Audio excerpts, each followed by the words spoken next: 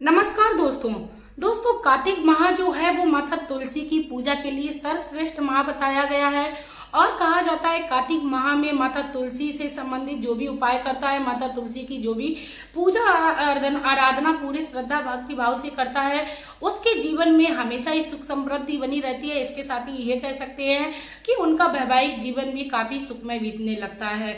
दोस्तों आज की वीडियो में मैं आप लोगों को बताऊंगी कि माता तुलसी की यदि पौधे में हम लोग कार्तिक माह में इस चीज को बांध देते हैं तो हमारा जो प्रेम है वह हमेशा के लिए बना रहता है। और ये कह सकते हैं हमारे घर के जो परिवार के लोग हैं वह एक दूसरे के साथ प्रेम के साथ रहने लगते हैं। इसी के साथ ये भी कह सकते हैं कि पति पत्नी के बीच का जो रिश्ता होता है वह मजबूत कर देता है। दोस्तों वीडियो बहुत ही महत्वपूर्ण होने वाली है, वीडियो की एंड तक बने रहिए, वीडियो को बिल्कुल भी स्किप ना करिए, क्योंकि जैसा कि कार्तिक माह चल रहा है और माता तुलसी की पूजा आराधना करने में सभी लोग लगे हुए हैं, तो आप लोग उसी के साथ माता तुलसी को और भी ज्यादा प्रसन्न कर लीजिए। दोस्तों वीडियो को शुरू करने से पहले मैं मेरे आराध्य श्री लक्ष्मी नारायण को मैं कोटि कोटि प्रणाम करती हूँ, मैं उनको कोटि कोटि नमस्कार करती हूँ।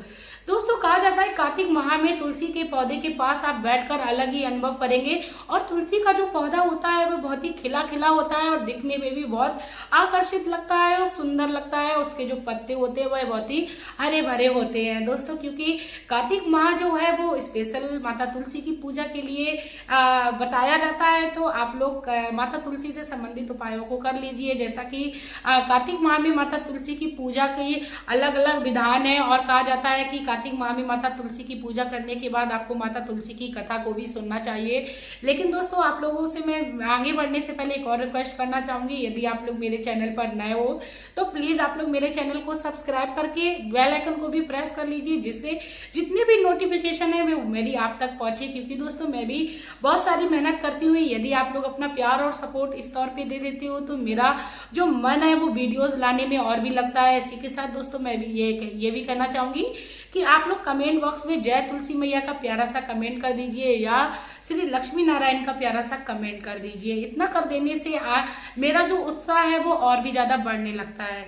दोस्तों कहते हैं कार्तिक माह में माता तुलसी की पूजा करते समय यदि कोई व्यक्ति माता तुलसी को सिंदूर लगाता है या माता तुलसी को हल्दी मात्र चढ़ाता है, उससे ही माता तुलसी प्रसन्न होकर व्यक्ति के जीवन में सुख समृद्धि से भर देती हैं। या ये कह सकते हैं कि माता तुलसी की यदि एकादशी के दिन जो भी विवाह करता है उनका ठीक तरीके से शालिग्राम के साथ विवाह विधि संपन्न करता है, उसका जो प्रेम है वह अटूट हो जाता है उसके पति के साथ। इसके साथ ये कह सकते हैं उसके परिवार में हमेशा ही हरा भरा माहौल रहता है। इसके साथ ही दोस्तों मैं आप लोगों को बताना चाहूंगी कि तुलसी माता के पास कभी भी हमें अशुद्ध चीजों को नहीं रखना चाहिए, कभी भी उन चीजों को स्पर्श नहीं कराना चाहिए जो माता तुलसी को अशुद्धिकरण का अनुभव कराए। क्योंकि कहते हैं कि स्वच्छता में हमेशा ही माता का वास होता है। इसी के साथ कहेंगे यदि माता तुलसी के पास व्यक्ति बैठकर ओम नमो भगवते वासुदेवाय का उच्चारण मात्र कर लेता है तो उससे ही माता तुलसी पर प्रसन्न हो जाती है। क्योंकि कहते हैं ओम नमो भगवती वासुदेवाय का मंत्र मात्र माता तुलसी को प्रसन्न कर देता है। क्योंकि माता तुलसी जो है वो भगवान वासुदेव की पत्नी है और हर पत्नी चाहती है वो उसके पति का वर्णन हर जगह किया जाए, उनके पति की जो प्रशंसा है हर जगह की जाए। हर पत्नी उस जगह पर जाना बहुत ही पसंद करती है जहां पर उनके पति का सम्मान किया जाता है। तो दोस्तों आप माता तुलसी की पूजा करते समय सबसे पहले तो यही ध्यान रखें कि आपको श्री हरि का नाम लेना है। यदि आप इस मंत्र को नहीं कर पा रहे हैं, नहीं बोल पाते हो, तो आपको भगवान श्री विष्णु का नाम ही ले लेना है, लेकिन आपको नाम अवश्य लेना है। इसके साथ ही दोस्तों यदि आप माता की तुलसी में यदि कार्तिक माह में क्या नाम सुपारी चढ़ाते हैं, पान को चढ़ाते हैं, तो इससे भी माता तुलसी काफी ज्यादा प्रसन्न होती है। आप एक इलायची माता तुलसी को अवश्य पूजा के समय चढ़ाइए, माता को आरती करिए और माता को धूप दीप दिखाइए। इससे आपके जीवन में एक काफी ज्यादा खुशियों की बहार आएगी, आपके बच्चे का पढ़ाई में मन लगने लगेगा और आपके जीवन में कोई भी बीमारी भी होगी तो माता तुलसी उसको अवश्य खत्म कर देंगी। और कहा जाता है संडे के दिन माता तुलसी को नहीं छूना चाहिए, तो आप माता तुलसी के पत्रों को कभी भी संडे के दिन ना तोड़ें। इसके साथ ही दोस्तों चलिए मैं बात करती हूँ कि आपको कार्तिक माह में ऐसी कौन सी चीज है जो माता तुलसी के पौधे में बांधनी है जिससे आपको अनंत गुना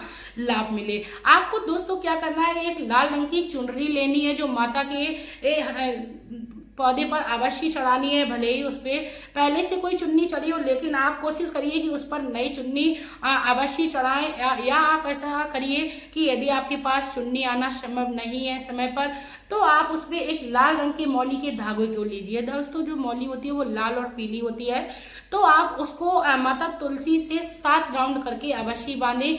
इतना करने से माता तुलसी काफी ज्यादा प्रसन्न होती है, क्योंकि कहा जाता है जब राउंड करते हैं तो वो गठबंधन के तरीके से हो जाता है, और माता तुलसी इसी से बहुत ही ज्यादा प्रसन्न हो जाती है और व्यक्ति के जीवन में वो सब देती है जो व्यक्ति ने अपने जीवन में कभी कल्पना या कामना ना की हो। इसके साथ ही दोस्तों मैं ये कहना चाहूंगी कि जब भी आप माता तुलसी की पूजा करें तो अपने मन को पूरा पवित्र कर ले, क्योंकि माता तुलसी को पवित्रता अति प्रिय है। इसके साथ ही ये भी कह सकते हैं माता तुलसी का जो पौधा है वो शारीरिक दृष्टि से भी काफी ज्यादा लाभदायक बताया जाता है।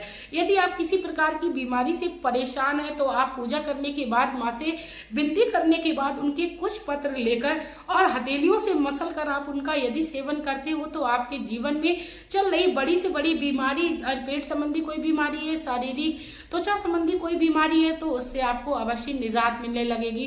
क्योंकि माता तुलसी ऐसी है ही कि व्यक्ति को आध्यात्मिक की दृष्टि से देखे, चाहे वह स्वास्थ्य की दृष्टि से देखे, चाहे वो वैज्ञानिक की दृष्टि से देखे, हर तरीके से लाभदायक है। लेकिन माता तुलसी के पास यदि कार्तिक माह में हम लोग केले के पौधे को लगा लेते हैं तो मानो माता तुलसी ने हमारे घर में धन संपदा की बहार कर दी है। क्योंकि कहा जाता है केले के वृक्ष में भगवान श्री वासुदेव का वास होता है, माता तुलसी में माता लक्ष्मी का।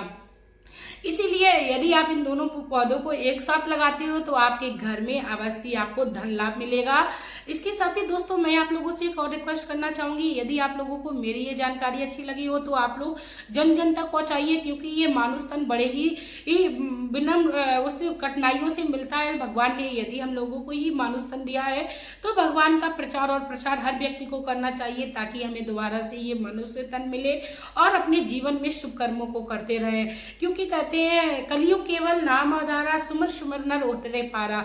जो भी व्यक्ति कलयुग में भगवान श्री हरि या माता का नाम मात्र ले लेता है, उसके जीवन के जितने भी कष्ट होते हैं, जितनी भी परेशानियां होती हैं, जितनी भी गलत परिस्थितियां होती हैं, वे पल भर में खत्म हो जाती हैं। व्यक्ति को पता भी नहीं लगता है कि उसके जीवन में जो कठिनाइयां आई थी वो कहाँ चली गई। इसी के साथ दोस्तों जैसा कि मैंने पहली वीडियो में भी बताया था कि कार्तिक माह में यदि कोई व्यक्ति स्नान करते समय अपने नहाने के जल में कुछ बूंद गंगा जल की डाल लेते हैं तो उनको पूरे गंगा स्नान का फल प्राप्त होता है। तो आप चाहें तो डेली ही कार्तिक माह में गंगा जल की कुछ बूंद अपने नहाने के पानी में डालकर स्नान करिए। यदि संभव नहीं है तो आप कार्तिक की पूर्णिमा को अवश्य अपने नहाने के जल में कुछ बूंद गंगा जल की अवश्य डालें, जिससे आपको पूर्ण गंगा के स्नान का लाभ प्राप्त हो। क्योंकि कहते हैं गंगा में स्नान करने से लोगों के पाप नष्ट हो जाते हैं, लोगों की बीमारियां नष्ट हो जाती हैं। तो दोस्तों इतने से उपाय हम अपने घर बैठकर अवश्य करने चाहिए, क्योंकि हर व्यक्ति अपने जीवन में बीमारियों से परेशान है, हर व्यक्ति अपने जीवन में दुखों से परेशान है। तो दोस्तों आप इन उपायों को करते हुए भगवान श्री हरि के चरणों में रहिए और उन पर ध्यान और स्मरण करते रहिए। इसी के साथ दोस्तों अब मैं वीडियो में आप लोगों से लेना चाहूंगी विदा। आपका प्यार और कीमती समय देने के लिए धन्यवाद।